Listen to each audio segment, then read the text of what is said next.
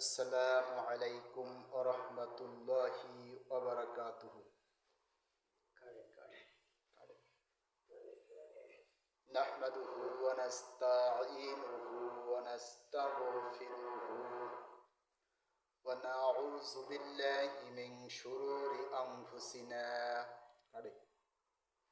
ওয়া মিন সাইয়্যাতি আ'মালিনা মান ইয়াহদিহিল্লাহু ফালা মুদিল্লা লাহু ومن يضلله فلا هادي له ونشهد أن لا إله إلا الله وحده لا شريك له ونشهد أن سيدنا وحبيبنا ومولانا محمدا عبده ورسوله أما بعد إن الله وملائكته يصلون على النبي يا أيها الذين آمنوا صلوا عليه وسلموا تسليما اللهم صل على سيدنا مولانا محمد وعلى آل سيدنا شفيعنا محمد بلغ العلا بكماله كشف الدجى بجماله حسنت جميع خصاله صلوا عليه وآله عشق محبوب خدا عشق محبوب خدا जिस दिल में हासिल नहीं ए लाखों मोमिन हो मगर ईमान में कामिल नहीं बलगल उला बिकमालिही कशफत दुजा बिजमालिही हसनत जमीओ क़िसालिही सल्लु अलैहि वालिही ला इलाहा इल्लल्लाह जोरे ला इलाहा इल्लल्लाह ला इलाहा इल्लल्लाह ला इलाहा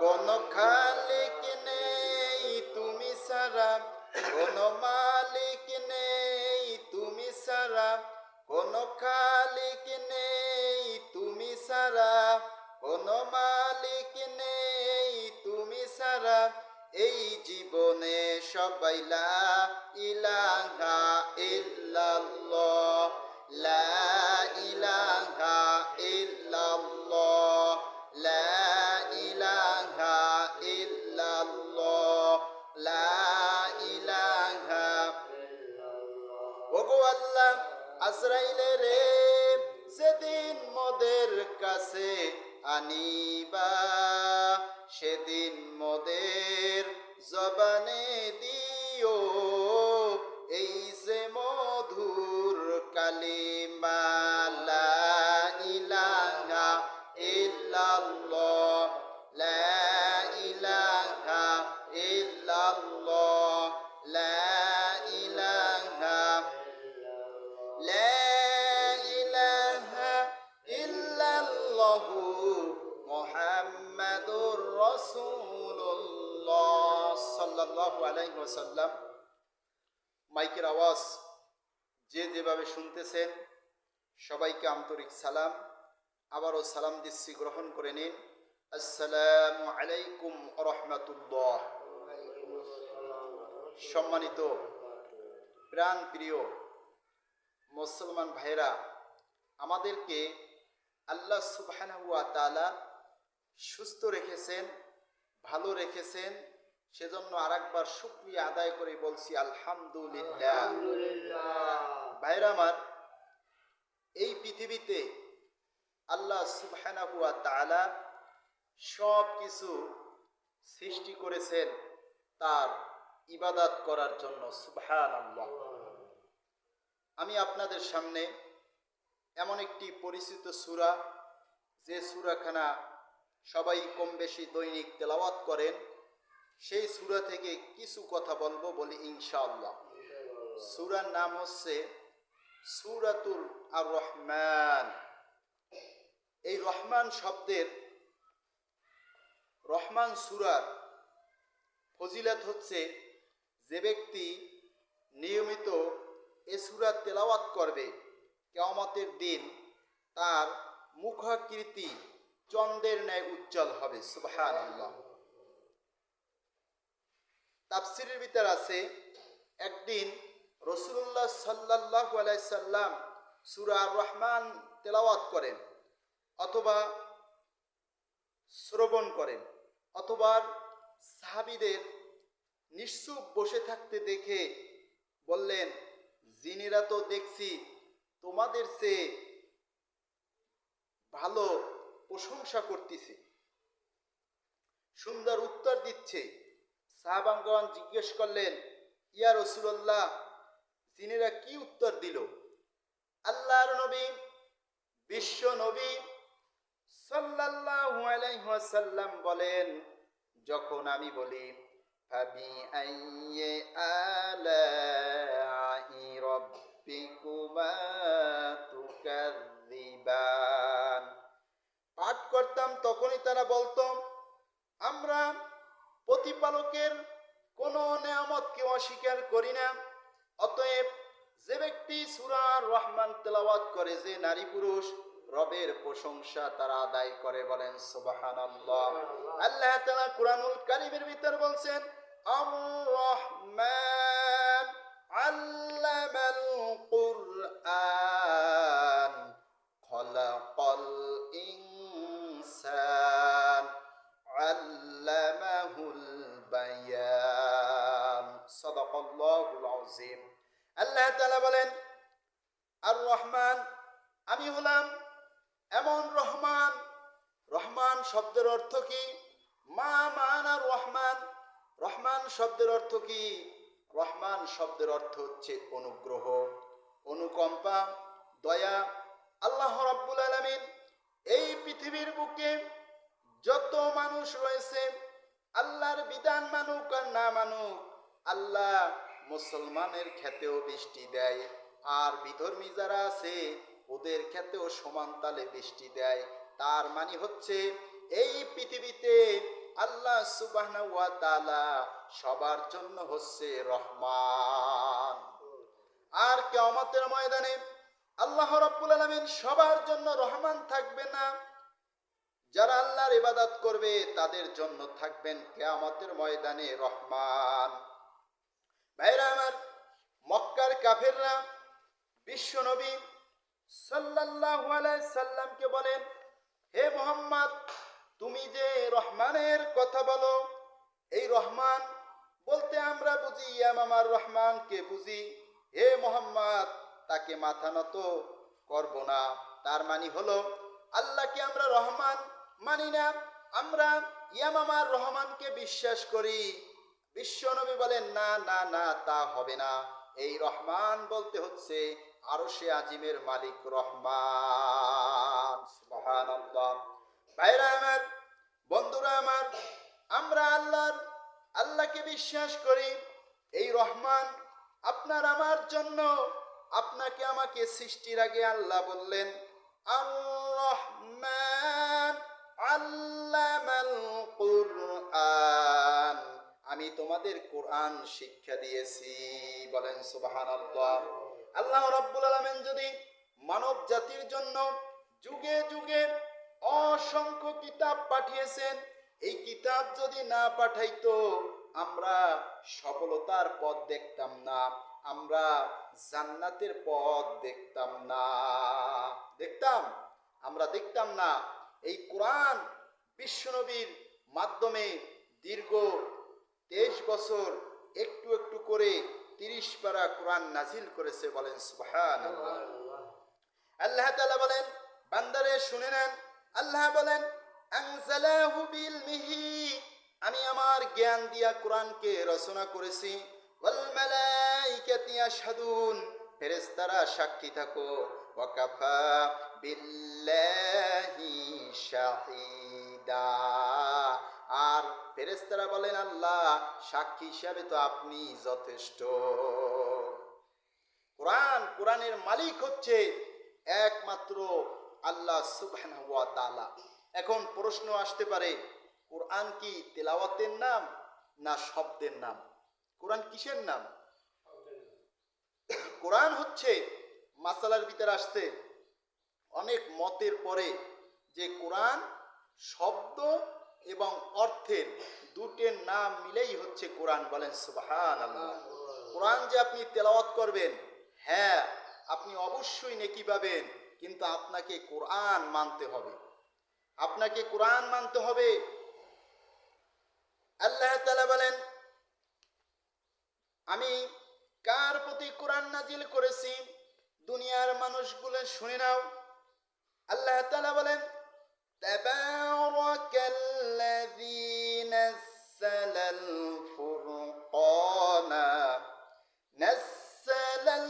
ফুরকানা আলা আবদিহি লিয়াকুনা লিল আলামিনা নাযীরা। বলেন আল্লাহু আকবার। আল্লাহ বলেন, আমি সেই সত্তা, সেই বান্দা, আমি সেই বান্দার প্রতি ফুরকান নাজিল করেছি যে এই কোরআন দ্বারা মানুষকে সতর্ক করবে। বলেন সুবহানাল্লাহ। এই আয়াতের ভিতর আসছে যে ফুরকান, কোরআনের এক নাম কি? ফুরকান। আল্লামা জালালউদ্দিন সুয়ুতী রহমাতুল্লাহ বলেছেন কোরআনের 55টি নাম। কতটি নাম? 55টি। তার ভিতর আমরা একটা নাম বেশি ব্যবহার করি, তার নাম হচ্ছে কোরআন। আবার কেউ বলে কোরআন শরীফ। এই আয়াতে বলছেন কোরআনের নাম হচ্ছে ফুরকান। বলেন সুবহানাল্লাহ। অন্য জায়গায় আসছে কোরআনের নাম হচ্ছে বায়ান। আল্লাহ তাআলা বলেন, আল্লামাল কোরআন, আমি কোরআন শিক্ষা দিয়েছি। এখন এই কোরআন দিয়া আমাদেরকে আমল করতে হবে। কোরআন শুধু তেলাওয়াতের জন্য আসে না। হ্যাঁ আপনি তেলাওয়াত করবেন, প্রত্যেকটি হরফে হরফে 10টি নেকি পাবেন, কিন্তু আপনি যদি কোরআন না মানেন আপনি সফলতার চাবিকাঠি দেখতে পারবেন না। আইয়ামে জাহিলিয়াতের যুগ, যেই যুগে নারীদের কোনো সম্মান ছিল না, ইজ্জত ছিল না, কদর ছিল না, সেই যুগে আল্লাহ সুবহানাহু ওয়া তাআলা বিশ্ব নবীর মাধ্যমে কোরআন দিয়া নারী জাতিদেরকে সম্মানের আসনে বসাইছে। বলেন সুবহানাল্লাহ। নারীদের কোনো সম্মান ছিল না, ইজ্জত ছিল না, তাদেরকে জীবিত কবর দেওয়া হতো। নাউজুবিল্লাহ। আপনারা এ ঘটনা অনেক শুনছেন। আপনার এই যে নারীদের সম্মান দিল, কিভাবে সম্মান দিল? নারীদের সম্মান দিল কন্যা হিসাবে, নারীদের সম্মান দিল স্ত্রী হিসাবে, নারীদের সম্মান দিল মা হিসাবে। মা হিসাবে অনেক সম্মান দিয়েছে।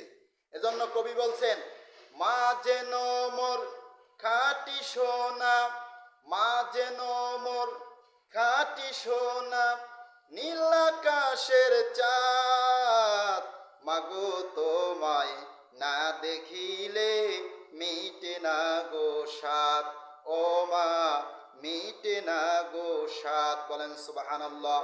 সেই পিতামাতার জন্য একটু দোয়া করেন সকলে, বলেন রব্বির হামহুমা কামা রব্বায়ানি সগীরা। এর অর্থ হচ্ছে আল্লাহ তাআলা শিখাচ্ছেন, হে বান্দা তুমি দোয়া করো যে আমরা যখন ছোট ছিলাম, আমাদের ছোট সময় পিতামাতা যেভাবে লালন করছেন, ভালোবাসতেন, আল্লাহ তাদের কবরে সেই রকম ভালোবাসা আর রহমত নাজিল করো। বলেন সুবহানাল্লাহ। ভাইরা আমার, এই যে আল্লামাল কোরআন, আল্লাহ কোরআন শিক্ষা দিয়েছেন। আল্লাহ রসুল বলছেন, তোমাদের ভিতর দামি কে শোনো, খায়রুকুম মান তাআল্লামাল কুরআনা ওয়া আল্লামা, যে কোরআন শেখে এবং অপরকে শিখায় সেই ব্যক্তি হচ্ছে সর্বোত্তম। যে কোরআন শেখে এবং অপরকে শিখায় সে হচ্ছে সর্বোত্তম। অতএব রসুলুল্লাহর কথা হচ্ছে এই সর্বোত্তম কাজ করতে গিয়া অহংকার করা যাবে না।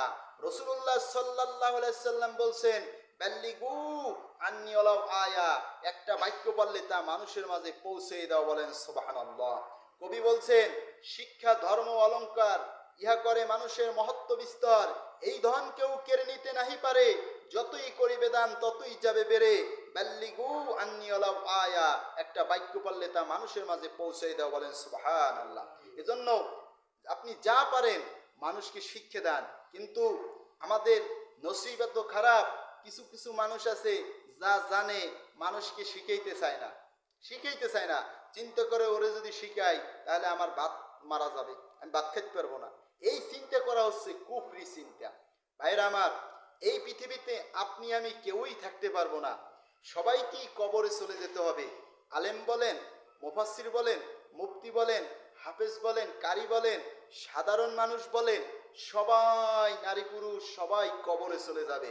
কবরে এই সব প্রশ্ন হবে না যে তুমি পৃথিবীতে কি ছিলা, এই সব প্রশ্ন করবে না। কবরে দেখবে আপনার ঈমান আছে কিনা, ঈমান আছে কিনা, নেক আমল আছে কিনা। যদি এই দুটো থাকে, এর পরবর্তী যে প্রজন্মে আপনি দুনিয়ায় যে কাজ করবেন এটা আপনার জন্য সম্মানের কাজ হবে। আর যদি আপনার ঈমান আর আমল না থাকে, পৃথিবীর আপনি বড় বুজুর্গ হইলেও, পীর হইলেও, সাধারণ মানুষ হইলেও, আল্লাহর কাছে কবরে আপনি কোনো শান্তিতে থাকতে পারবেন না, কারণ আপনার মূলধন নাই। যে ব্যক্তির মূলধন টাকা নাই সে ব্যবসা করতে পারে না, আর মূলধন থাকলে সে সব ব্যবসা করতে পারবে। অতএব আল্লাহ বলছেন, আল্লামাল কোরআন, আমি কোরআন শিক্ষা দিয়েছি।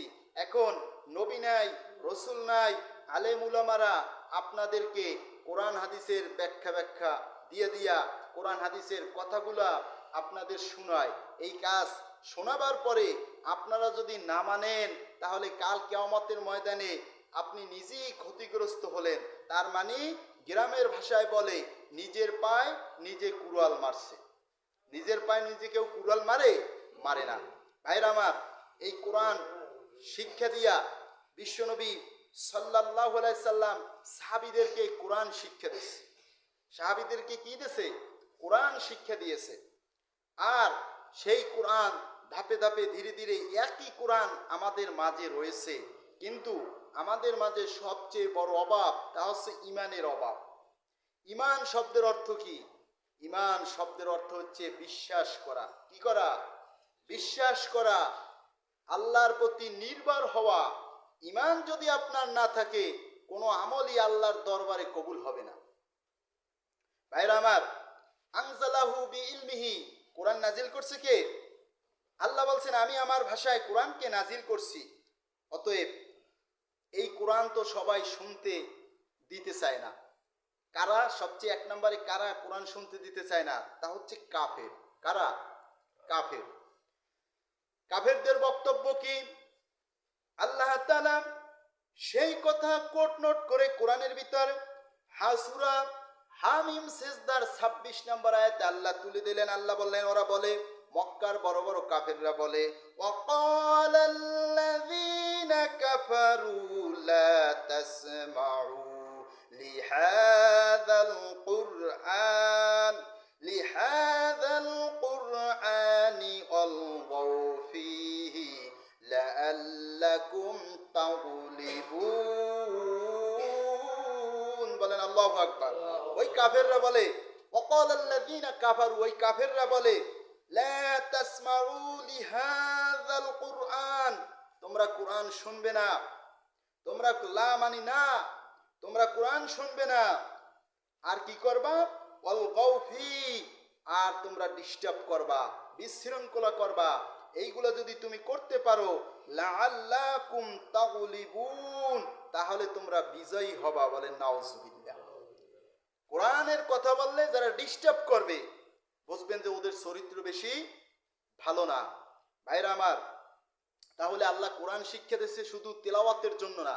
আর এই কোরআন মানুষ মারা যাবে, মারা যাওয়ার পরে আপনি ছাত্রদেরকে আইনা কানের দ্বারে কোরআন তেলাওয়াত করলেন, আর মনে মনে ভাবলেন আমার আব্বা মনে হয় জান্নাত পেয়ে যাইবে। এটা মূল বিষয় নয়। হ্যাঁ, সওয়াব হতে পারে, কিন্তু আপনার মরার আগে যে আমলটা, ওই আমলটা হচ্ছে 1 নাম্বার আমল। বলেন সুবহানাল্লাহ। কোরআন মৃত মানুষের জন্য আসে নাই, কোরআন আসছে জীবিত মানুষের জন্য। এই কোরআন যে আপনি তেলাওয়াত করবেন আর আপনার কাছে মজা লাগে, আলহামদুলিল্লাহ ভালো। আমরা সূরা ফাতিহা দৈনিক ইমামের পিছে শুনি, এক একজন ইমাম তেলাওয়াত করে এক এক ধরনের লাগে। কাবার ইমাম যখন তেলাওয়াত করে শুনতে মজা লাগে, অন্তরটা জুড়িয়ে যায়। বাংলাদেশের কারি যখন পড়ে অন্তরটা ভালো লাগে। কিন্তু কোরআনের অর্থ আপনাকে মানতে হবে, তা না হলে আপনি সঠিক পথ পাবেন না। এই কোরআনে লেখা আছে, আল্লাহ তাআলা বলেন, আমি জান্নাতকে মানুষ দিয়ে পূর্ণ করব, আবার জাহান্নামকেও মানুষ দিয়ে পূর্ণ করব, কোনো কিছুই খালি থাকবে না। তাহলে আল্লাহ রসুল বলছেন যে কোন হাদিসের ভিতরে, কোন আলিমান, তুমি আলেম হও, আও মুতাআল্লিমান, আলেম হইতে পারলা না, আলেমের ছাত্র হও, আও মুস্তামিআন, ছাত্র হইতে পারলা না, আলেমের কথা শোনো, যদি শুনতেও না পারো, আও মুহিব্বান, তুমি আলেমকে মহব্বত করো, ওয়ালা তাকুন খামিসান ফাতুহলিক, 5 নম্বরে যাইও না, যদি তুমি 5 নম্বরে যাও তাহলে তুমি ধ্বংস হইয়া যাবা। আমরা মুসলমান, আমরা মানুষ যখন মারা যায় তখন তার জন্য আমি আপনি সবাই কাঁদি, কিন্তু ও দুনিয়ায় যখন বেঁচে ছিল তখন কি কাজগুলো করছে, কোন কাজগুলো করছে, সেই কাজগুলোর মাধ্যমেই হবে তার জান্নাত অথবা জাহান্নাম। ভাইরা আমার, তাহলে এই কোরআন কার উপর নাজিল করছে? বিশ্ব নবীর প্রতি। একটু জিকির করি, সুবহানাল্লাহ ওয়ালহামদুলিল্লাহ লা ইলাহা, সুবহানাল্লাহ সুবহানাল্লাহ সুবহানাল্লাযী আমার বানাইছে আল্লাহ কবরের আসামি, সুবহানাল্লাহ সুবহানাল্লাহ সুবহানাল্লাহ সুবহানাল্লাযী লা ইলাহা ইল্লাল্লাহ লা ইলাহা লা ইলাহা ইল্লাল্লাহু মুহাম্মাদুর রাসূলুল্লাহ সাল্লাল্লাহু আলাইহি ওয়াসাল্লাম। আল্লাহ বলছেন, আমি কোরআন, আল্লামাল কোরআন, আমি তোমাদের কোরআন শিক্ষা দিয়েছি। অতএব সেই কোরআনের ভিতরে এই আয়াতখানা সবাই জানে, আলেম ওলামারা, যে হুন্না লিবাসুল লাকুম ওয়া আনতুম লিবাসুল লাহুন্না, অর্থাৎ এর অর্থ হইছে তুমি তোমার স্ত্রীর পোশাক আর স্ত্রী তোমার পোশাক। সম্মানিত মুসলমান ভাইরা, ভিতরে আসুন, পরবর্তীতে সুন্নতের টাইম দেব ইনশাআল্লাহ। ভাইরা আমার, আল্লাহ তাআলা বলছেন, এই নারী হচ্ছে পুরুষের পোশাক আর পুরুষ হচ্ছে কি নারীর পোশাক। তাহলে নারীর অধিকার আছে, নারীর কি আছে? অধিকার আছে। পুরুষের স্ত্রীর কি অধিকার আছে। আবার পুরুষদের খেদমতের কিছু বিষয় আছে, আবার শাশুড়ির অধিকার আছে। আমাদের সমাজে এই নারীর অর্থাৎ স্ত্রীর কি অধিকার অনেক স্ত্রী জানে না, আবার পুরুষের কি অধিকার অনেক পুরুষ জানে না, আবার শাশুড়ির কি অধিকার অনেক শাশুড়ি জানে না। এই না জানার কারণে, ভুল বোঝাবুঝির কারণে বেশিরভাগ আপনার ঘরের ভিতরে যুদ্ধ আগুন লেগেই থাকে। মানুষ যদি নিজের বিবেক দিয়ে কাজ করে, তাহলে কোনো মানুষের সাথে তর্ক, কোনো মানুষের সাথে কোনোদিন কিছুই বাজে না। বিশ্বনবী সাল্লাল্লাহু আলাইহি সাল্লাম মৃত্যুর পরে কিছু সংখ্যক ফেরেশতা এসে, কিছু সংখ্যক সাহাবীরা এসে মা আয়েশাকে প্রশ্ন করলেন, মা আয়েশা, পর্দার সাথে রাসূলের চরিত্র কেমন ছিল? বলছে, তোমরা কি জানো না এই কোরআনটাই হচ্ছে বিশ্ব নবীজির চরিত্র? বলেন সুবহানাল্লাহ। তাহলে আমি আজকে কিছু স্ত্রীর অধিকার বলি। কি অধিকার? স্ত্রীর অধিকার। আদায় করবে কারা? পুরুষেরা। স্ত্রীর 1 নাম্বার অধিকার হচ্ছে ভালোবাসার অধিকার। স্ত্রীকে প্রাণ ভরে ভালোবাসতে হবে, ফাঁকা রাখা যাবে না, পরক্রিয়া করা যাবে না, হারাম।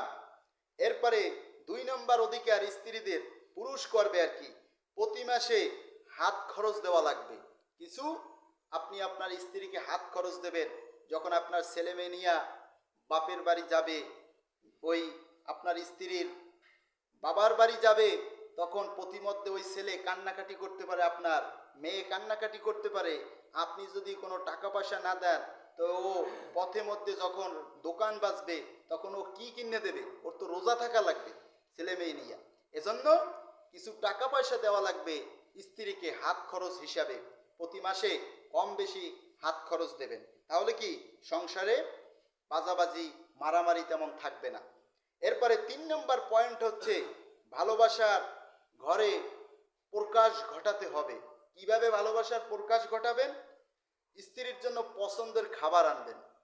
পছন্দের যে খাবারগুলো আপনার সামর্থ্য অনুযায়ী মাসের ভিতরে কিছু পছন্দের খাবার আনবেন। এরপরে স্ত্রীকে পছন্দের তার পোশাক দেবেন। এরপরে 4 নম্বরে যে হচ্ছে স্ত্রীর অধিকার, তা হচ্ছে আপনার সুন্দর ভাষায় কথা বলবেন। সুন্দর ভাষায় স্ত্রীর সাথে কথা বলতে হবে। গালাগালি ফালাফালি এইগুলো করা যাবে না। আপনি যদি গালাগালি করেন, তাহলে এইগুলা দেখে দেখে কি ওই বাচ্চারা শিখবে, ওরাও ফার্স্ট ক্লাস গালিগালাজ জানবে। এরপরে অথচ আল্লাহ তাআলা সূরা নিসার 19 নম্বর আয়াতে বলছেন, ওয়াআশিরুহুন্না বিল মারুফ, তুমি তোমার স্ত্রীর সাথে সুন্দর ভাষায় কথা বলো। এরপরে রাগ করা যাবে না, অযথা রাগ করা যাবে না।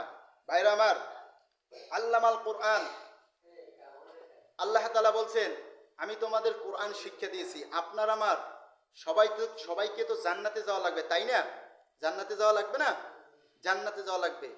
এখন একটা চমৎকার হাদিস বলি, এই হাদিসটা বলেই আমি শেষ করব। হাদিসটা খেয়াল করে শুনবেন। তা হচ্ছে, আমি গবেষণা করে দেখেছি, আল্লাহ যদি ছোট ছোট ভালো ভালো কাজের বিনিময়ে জান্নাত দেয়, তাহলে আমি আপনি সবাই খুব সহজে জান্নাতে চলে যেতে পারবো। আমাদের মূল উদ্দেশ্য হচ্ছে জান্নাতে যাওয়া। এই পৃথিবীতে কি করলাম, কি খাইলাম লইলাম, এটা বিষয় না। আপনি যদি জান্নাতি মানুষ হতে পারেন, তাহলে আপনি সফল কাম। কারণ আপনার মৃত্যুর পরে, কিছুদিন যাওয়ার পরে আপনার ছেলে মেয়ে স্ত্রী কেউই কিন্তু আপনার কথা মনে করবে না। মনে করবে যদি আপনি জায়গা জমি রাইখে যান, আর ওই জায়গায় যদি ভেজাল থাকে, তাহলে চিন্তা করবে, আব্বাই কি কাজটা করলো, আমাদের জায়গা আমরা খাইতে পারি না, অমুকে সব খাই লেলো, আব্বাই কি একটু বুঝলো না যে এই কাজটা করা লাগবে। এরকম মাঝে মাঝে কি নিয়ে আসতে পারবে। তাহলে 3জন ব্যক্তি, হাদিস গল্প নয় কিন্তু, 3জন ব্যক্তি পাহাড় দিয়ে যাচ্ছে। যাওয়ার পথে আপনার বৃষ্টি শুরু হলো, গর্জন শুরু হলো। হওয়ার পরে 3জন ব্যক্তি পাহাড়ের ভিতর প্রবেশ করলো। এরপরে পাহাড়ের দরজার মুখ বন্ধ হয়ে গেল। বন্ধ হওয়ার পরে যখন বৃষ্টি বাতাস বজ্র বন্ধ হয়ে গেল, দেখতেছে 3জন ব্যক্তি ওই যে পাহাড়ের গুহায় প্রবেশ করলেন, সেখান থেকে বের হতে পারতিছে না। তখন একজন, সমাজে আছে না যে একটা ভালো পরামর্শ দেয়, আর কি সমাজ ঠান্ডা হয়ে যায়। তাহলে কি নেককার মানুষ, ভালো মানুষ চাই কি সমাজ সবসময় কি ঠান্ডা থাকবে। তখন একজন, ওই 3জনের একজন বুজুর্গ ব্যক্তি বললেন, শোনো, তোমাদের কার কি আমল আছে, এই আমল দিয়ে আল্লাহকে ডাকো। প্রথম ব্যক্তি বলতেছে, আল্লাহ, আমার পিতামাতা ছিল, দৈনিক আমি দুধ দহন করতাম, এবং দহন করার পরে আমার পিতামাতাকে সর্বপ্রথম খেতে দিতাম। ঘটনাক্রমে অনেক দূরে চলে গেল আপনার সেই যেগুলো দুধ দহন করবে, সেই মহিষগুলা, ভেড়াগুলা, বকরিগুলা বহুত দূরে চলে গেল।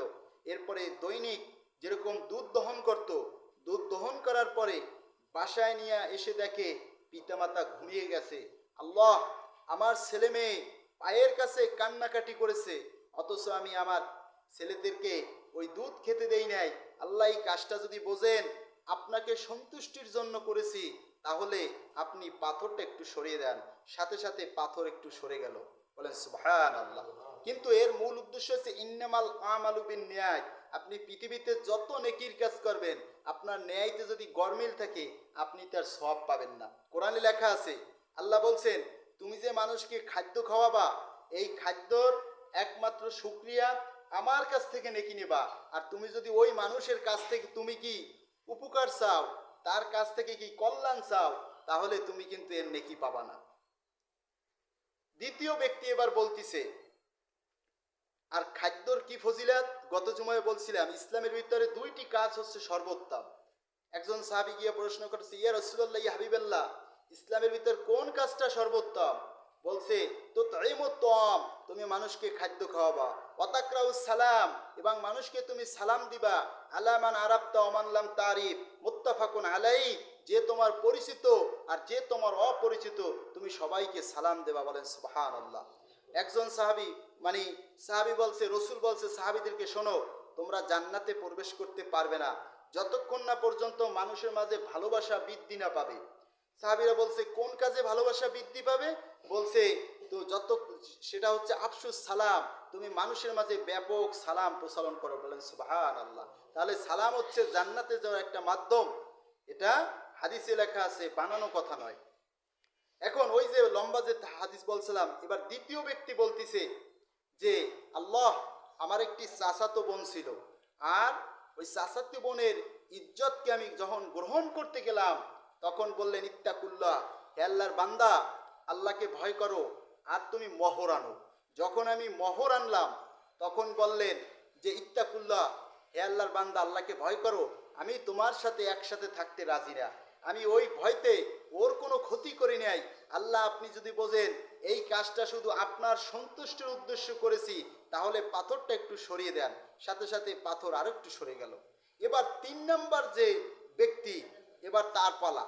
সে বলতিছে, আল্লাহ, আমি একটা, এই যে হাদিসটা বহুত, এই 3 নম্বর অংশ বলছি, কিন্তু মানুষের ভিতরে এই চরিত্রটা খুব লালন পালন খুব কম করে। হাদিসটা শোনেন, বাকি অংশ বলতিছে, আল্লাহ, আমি একটা লোক কাজে লইছি, কিছু সময় কাজ করছে, করার পরে সেই লোকটা বলতিছে আমি আর কাজ করব না। সেই লোকটা চলে গেছে। চলে যাওয়ার পরে আমি বলছি, তুমি টাকা নাও কিছু। বলতিছে, না, আমার কিছু লাগবে না। যখন চলে গেলেন, এরপরে কিছু বছর বাদে এসে বলছে, ইত্তাকুল্লাহ, হে আল্লাহর বান্দা, আল্লাহকে তুমি ভয় করো, তো আমি যে তোমার একটু কাজ করছিলাম, আজকে সেই পারিশ্রমিকটা দাও, যদি দাও আমি খুব খুশি হই। বলতেছে, শোনো, তো ওই যে ছাগলগুলো দেখতেছো আর রাখালগুলো দেখতেছো, সব তোমার, তুমি নিয়ে বাড়িতে চলে যাও। বলতেছে, আমি সামান্য একটু কাজ করেছি, আর তুমি আর সেই কাজের বিনিময়ে আজকে আমাকে বড় লোভ দেখাইতেছো, এগুলো আমার সাথে ঠাট্টা করো না, আমার সেই কাজের বিনিময়ে দাও। বলতেছে, না, সত্যি তুমি যে চলে গেলা, এরপর ওই টাকা দিয়ে আমি আলাদাভাবে লালন পালন করে আমি ওই রাখাল আর ছাগল জমিয়েছি, সুতরাং সব তোমার, তুমি নিয়ে যাও। লোকটা খুশিতে সব নিয়ে গেলেন। এবার আল্লাহকে বলতেছেন, আল্লাহ, আপনি যদি ওই কাজে সন্তুষ্ট হন, পাথরটা একটু সরিয়ে দেন। সাথে সাথে পাথর সরে গেল। সুবহানাল্লাহ। আর 3 জন ব্যক্তি ওই পাথরের গুহা থেকে বের হয়ে গেল। তাহলে আমাদের কাছে যারা কাজ করে, অথবা আমরা অনেকে কাজ করে দেখি, মানুষের কাজ যখন করার পরে টাকা দেয় না, টাকা ঘাম পড়তে পড়ে এক সময় যখন না পেয়ে, তখন মানুষ দুঃখে কষ্টে বলে, আল্লাহ, ও টাকা দিচ্ছে না, আল্লাহ, তুমি একটা বড় আর বিচার করিও, আর এই টাকার দাবি ছাড়লাম না, ওরে দান করিয়ে দিলাম। না পাইয়ে কি করে? দান করে। কিন্তু আসলে আমাদের তো এমন থাকা দরকার নাই, যে যা পাবে দিতে হবে, কারণ কাল কিয়ামতের ময়দানে সব কিছু লেখা আছে। আল্লাহ তাআলা বলেন, কুনতুম খায়রা উম্মাহ, তোমরা সর্বশ্রেষ্ঠ জাতি, উখরিজাত লিন-নাস, তোমাদের পৃথিবীতে পাঠিয়েছি, তা'মুরুনা বিল মা'রুফ, সৎ কাজের আদেশ করবা, ওয়া তানহাউনা আনিল মুনকার, আর অসৎ কাজে বাধা দিবা। আপনার যতটুকু শক্তি আছে, সেই শক্তির দ্বারা সংসার থেকে শুরু করে সব জায়গায় আপনি একটু সৎ কাজের ভূমিকা রাখেন। যেমন মেম্বার চেয়ারম্যানরা ভালো ভালো কাজ করে, রাস্তা করে, ঘাট করে, এরপরে ভালো পরামর্শ দেয়, এরপরে যে সুন্দর কাজগুলো করে, আপনিও যদি এইরকম করেন, তাহলে আপনাকেও তো মানুষ ভালোবাসবে। আল্লাহ রসুল বলছেন, আনজিলুন নাসা মানাজিলাহুম, প্রত্যেকটি মানুষের পদমর্যাদা অনুযায়ী সম্মান প্রদর্শন করো। রাহুল আবু দাউদ শরীফের হাদিস। মানুষকে সম্মান করেন, আপনারও সম্মান আল্লাহ তাআলা বাড়াই দেবে। মানুষকে ভালোবাসেন, আল্লাহ আপনাকে ভালোবাসার ব্যবস্থা করে দিবে ইনশাআল্লাহ। আমরা যারা 4 রাকাত কবলার জুমার সুন্নাত নামাজ পড়ি নাই, তারা পড়ি।